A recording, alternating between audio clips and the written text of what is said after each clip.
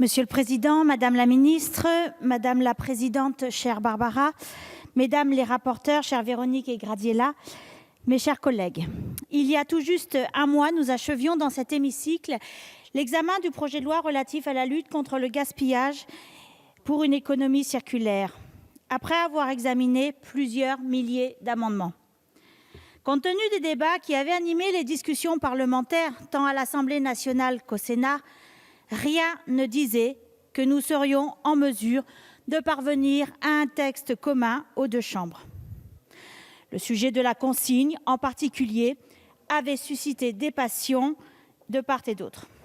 Grâce au travail que nous avons conduit avec le Sénat, et en particulier avec sa rapporteure Marta de Cidrac, nous y sommes parvenus.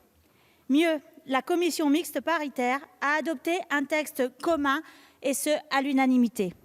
Je tiens à saluer ce large accord qui va permettre au projet de loi d'entrer en vigueur rapidement. C'est ce que nous demandaient les collectivités territoriales, les associations et la plupart des entreprises. Un texte lisible qui puisse entrer en vigueur rapidement, et je crois que nous avons œuvré en ce sens.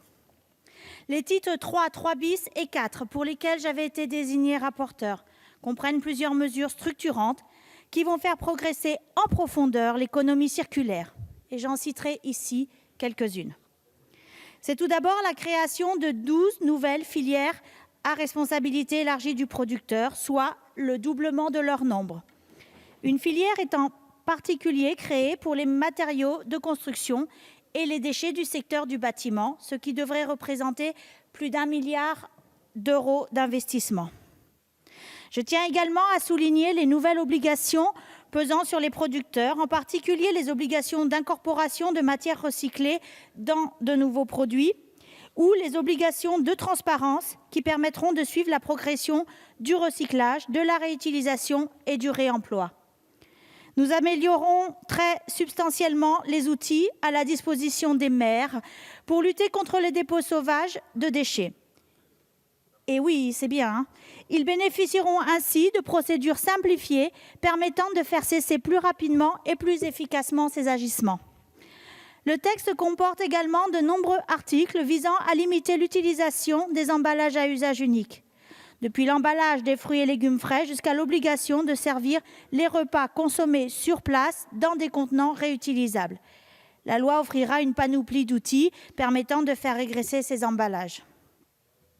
Enfin, j'ai beaucoup œuvré pour que ce projet de loi soit l'occasion de revoir les normes applicables aux boues d'épuration destinées à être répandues sur les champs de nos agriculteurs. Ces normes n'ont pas été revues depuis 20 ans et sont donc très en deçà des dernières connaissances scientifiques. Grâce à ce projet de loi, elles devront être révisées dans un délai de 18 mois. Ces quelques exemples démontrent la richesse de nos travaux parlementaires. Le projet de loi, qui comportait initialement 13 articles, en comprend aujourd'hui 125.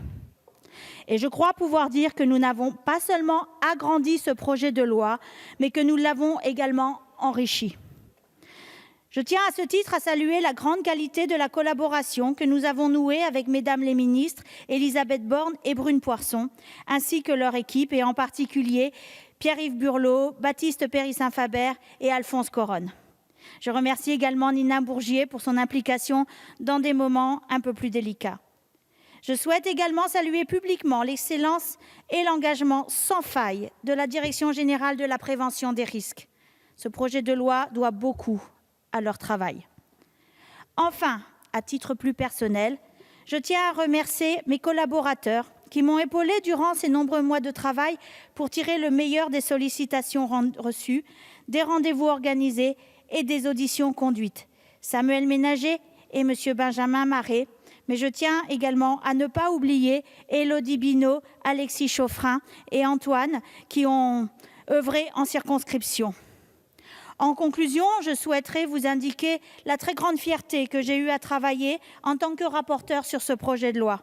Ce fut pour moi un grand honneur que de pouvoir ainsi œuvrer à la consolidation de l'économie circulaire, à mettre cette dynamique en place dans notre pays. Mes chers collègues, merci.